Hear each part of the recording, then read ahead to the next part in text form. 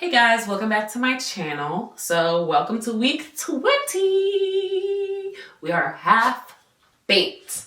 Officially half baked. I really wanted some like cookie dough, some cookie dough to eat.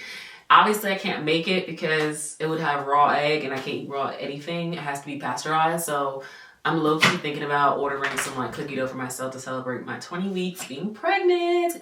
I'm not supposed to be eating sugar, but it's a good reason to eat it, right? March 9th, 1901. I saw my cousin Kristen today. She wanted to take me out for a late birthday gift. As a late birthday gift, I got a mocktail. We sat and caught up. It was fun. March 10th, 1902. Today I relaxed.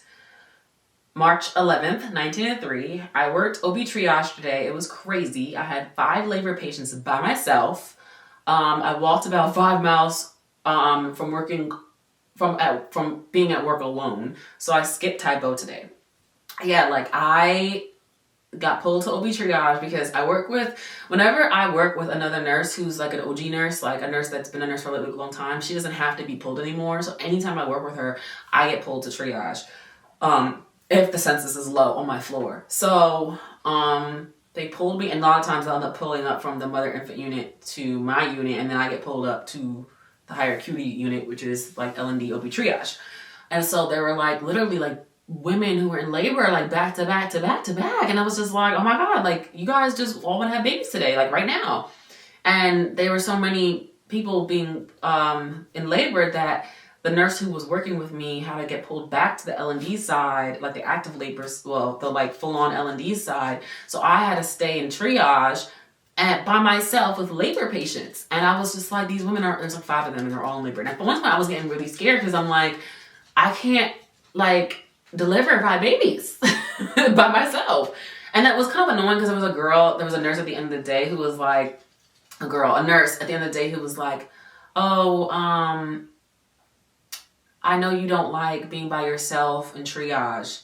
I'm like, it's not about me liking to be by myself in triage. It's not appropriate for me to be by myself in triage. I literally have like critical patients who are going to deliver a baby. Why is that okay for one nurse to be in triage? That doesn't make any sense. And there's no nurse practitioner. There's no doctor on the unit. It's literally just me and the tech. Like, you tell me something. If you were pregnant, I'm talking to you, a person who's a regular person. Imagine if you went to OB triage because you were in labor and you find out that there's 4 other women who were also in labor, and then you have to share your nurse with 4 other women when L&D is not allowed to have more than 2 patients a nurse. Make that make sense. And my home unit is the antepartum unit. Why is that okay? Like, I just looked at her like, girl, don't try me. Because seriously, it wasn't appropriate to have me up here by myself with 5 labor patients when you wouldn't even have more than 2 as an L&D nurse on the L&D side. So what do you mean I don't like? I just found that to be like, girl. And then I guess she realized like how it sounded, and she was like, well, no, like, thanks for your help today. And da-da-da-da. I'm like, girl, bye. You're be quiet. So anyway, March 12th, 1904. I worked my unit today, the mother fetal care unit today, which is antepartum or high risk OB. But I had a critical patient today. So again, I walked a lot, skipped typo again because of this. The sensation of the baby is starting to feel different. Less like flutters, more like big rounded body parts, like the head or the butt. When I looked on the ultrasound, it showed where I was feeling the sensation to be a head, because she was upside down. So I was feeling this like round, like woo, like a wave feeling. And it felt really wide and round, and her head was low. So I was like, okay, it's her head. I'm feeling her move her head. March 13th, 1905, worked today, but paced myself. Wasn't really hungry today, but the week was so long, I didn't feel like working out once I got home, so I didn't. March 14th, 1906, busy errand running today. Got my braces taken. I wonder if you guys even knew I had braces. I only had them on for like 5 months because it was just one tooth. I had one tooth that used to like to stick out. If you guys have been around for a while, might have noticed it. I had this one tooth that used to like stick out. It like shifted when my wisdom teeth came in and I didn't get them pulled fast enough. Cause I used to always have naturally straight teeth, so it didn't take much to straighten out my teeth because I have naturally straight teeth, but it shifted when my wisdom teeth started to crowd. So I got braces for like 5 months and now they're off. So got my ear checked out because I think I told you I can't hear my own pulse in my left ear and it sounds like water's in my ear all the time. Well, actually the water sensation has kind of gone down, but I still hear my pulse in my ear. And it's what I thought it was. It's pulsatile tinnitus, which when I Googled my symptoms, that's what came up. And I'm convinced it's pregnancy related because, okay, when I first started, like it started like mid-February, and after a few weeks of it not going away, I asked the head of the mother fetal care unit, doctor, about it, and he said it doesn't sound like a pregnancy symptom, you should go to the ENT. So I made an appointment with the ENT. ENT stands for ears, neck, and throat, because that's all connected. So I made an appointment, and then I called my midwife just to like make her aware, the annoying one that I had. Did I talk about that one? I called the midwife to make her aware, and she left a message saying like, yeah, it doesn't sound pregnancy related, you should get it checked out. Okay, fine. So I get it checked out. He looks in my ear. He doesn't see any water, but he's like, I thought I might see some water in your ear. I don't see any water in your ear. And he told me to like blow. I blowed like, you know, I popped my ears. First time it did not pop. So then he did this side did pop, and he said he saw it pop. Like, I guess maybe the eardrum does like a movement or something. He said he saw it do that like some movement while I'm like, then he came back to this side, did it again, and then he saw it pop. Like, did it pop? I'm like, yeah. He's like, did the pulsing stop? I'm like, no. So then then he wanted to put this tube down my nose. And I was like, he said, I would normally use a local anesthetic, but because you're pregnant, I'm not. He's like, so I'm gonna put it down your nose. I'm like, is it gonna hurt? He's like, it's uncomfortable. I'm like, he put 9 centimeters of a tube up my nose. Oh my God. And then midway, he's like, you have a deviated septum. And I'm like, what does that mean? He's like, it means that if I wasn't such a good doctor, this would have really hurt. I'm like, okay, I guess because deviated septum is when the canal of your nose is curved. And I guess he was basically saying like, if he didn't have like, you know, he wasn't able to finagle that tube well, then he would have hit something and would have really hurt. But it was really uncomfortable. It was just like, like something's going in my brain, in my eyes, And then he took it out. It didn't last long. He did it in both nostrils. He said, your nose looks normal. I guess he thought the canal that connects my ear to my nose, maybe something was blocked. It wasn't. Everything's normal up there.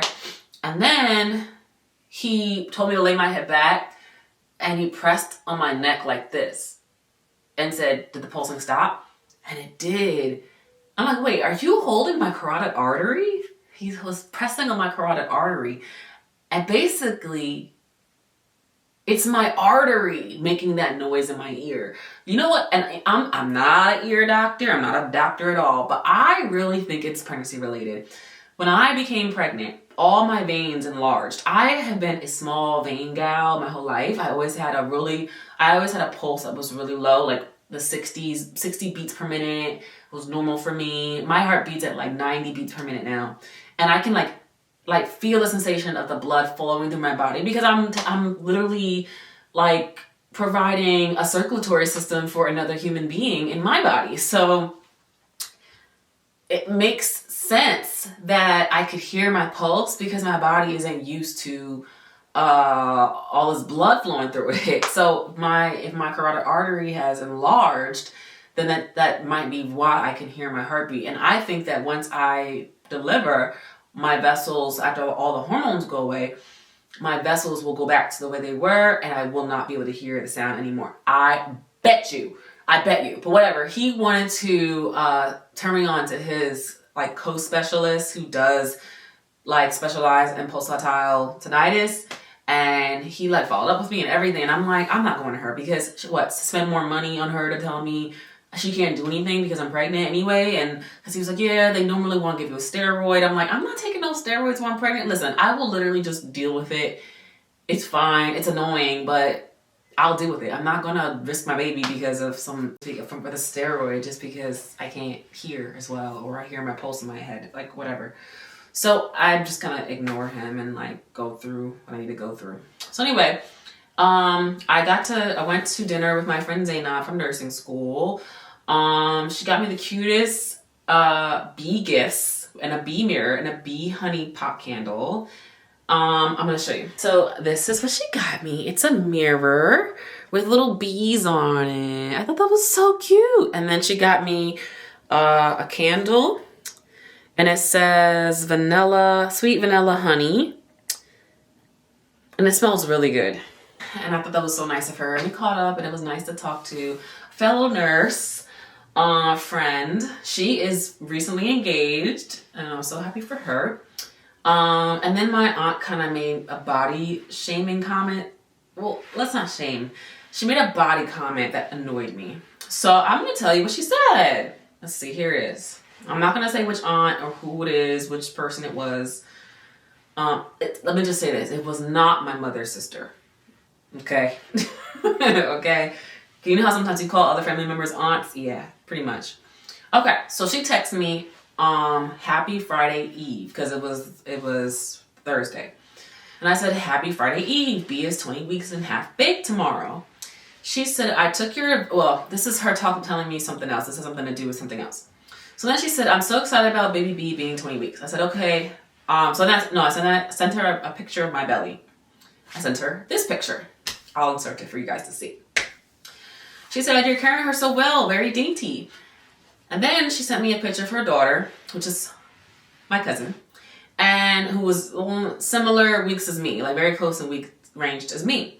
She looked very good. Now my cousin had kids. Her first kid she had several years ago, and then her last kid that she had was like 2 years ago.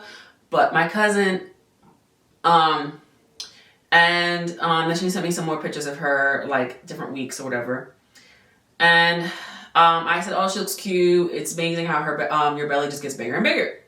So then she sends me more pictures of her, and I'm like, okay. I attributed her sending me pictures of her daughter as a means of relating, which I get. So then she says, I love your pregnant progression photos in your black outfit.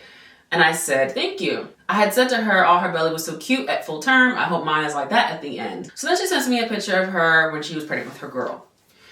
And then she was telling me how, look at the difference in how she was carrying a son versus a daughter. So different. Look at the difference in her belly sizes. I actually,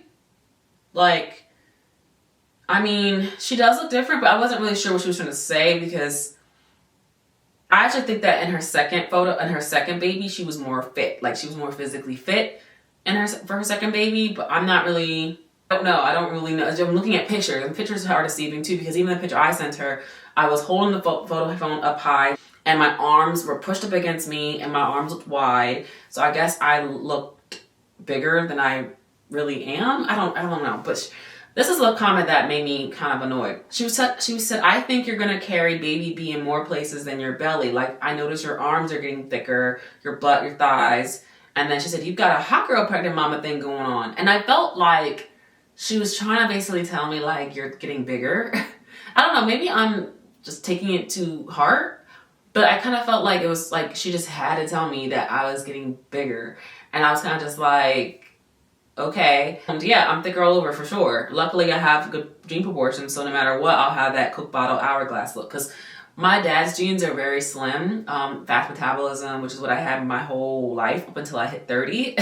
And then my mom's genes are very like Coke bottle, big hips, big butt, small waist kind of look. So I have that, like, I'm smaller than my mom, but I also have that Coke bottle shape naturally. Then she goes on this rant page about her daughter and how she was doing this and how she was doing that and how she was this athletic person and she did this, and she was going on and on and on and on and on. I mean, on and on and on. And I guess, like, I have nothing against my cousin, because I think my cousin's gorgeous. I think she has a great body, like, no matter what. It's not about that. It was just kind of like, I wasn't really understanding her intention. It just annoyed me that she commented on my body at all, because it's like, I didn't ask you to comment on my body. I was just showing you my belly bump. I was just showing you my belly, like the baby. That's it. I wasn't trying to show you the rest of my body. And like, she was kind of like commenting on me getting bigger. I mean, shit, I am getting bigger. I'm carrying a human person. Like, I'm literally creating human life. I'm literally growing bones and muscle and tissue and skin and a brain in my belly. I need to eat a lot to sustain that. So yeah, I'm gonna get bigger. I wouldn't say, I mean, I definitely have gained some weight. I wouldn't say I don't look bigger.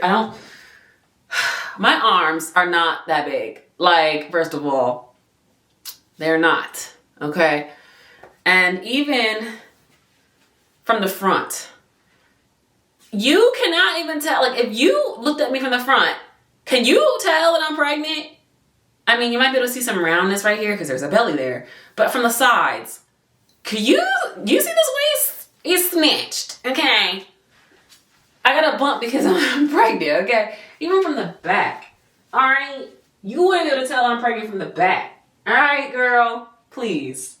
Please. And yes, I got a booty now. I mean, I've always had, like, a booty. But I got a booty now, okay? But look at my thighs. Do these look big to you? I've always had hips. I got my hips from my mom. But do I have, like, look. Seriously? I don't know. I might be just taking it too personal. But I just felt annoyed. And she was just like, yeah, I can tell you're gonna get bigger in other places. Like, I can tell your arms and your legs and your everything is just bigger. I'm like, okay, I'm pregnant. I have a baby in me. I'm gonna be bigger. And I'm probably gonna drop it like that. So please, spare me. Like, so I couldn't really, like, care about anything else she had to say because I was just like, I feel like if I continue this conversation, you're gonna overstep again. And this is the same person who, I don't know if I mentioned this in a previous week video, but if I did not, because I don't remember anything, she had told me that I shouldn't ultrasound the baby too much because it could affect the baby's hearing. And I'm thinking to myself, I literally work in OB. How are you gonna tell me? How are you gonna tell me?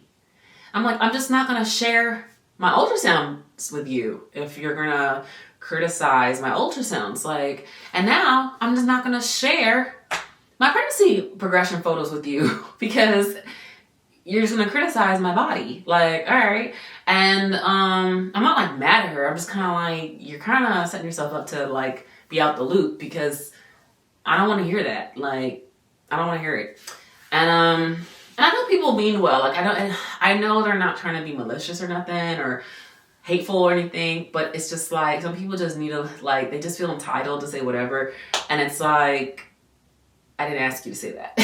I didn't send this picture to you so that you could comment on my whole body. I sent you a bump picture. That's it. Now, if you're trying to show me a picture, if I showed you a picture of my bump and you were to say, oh my God, your bump is huge.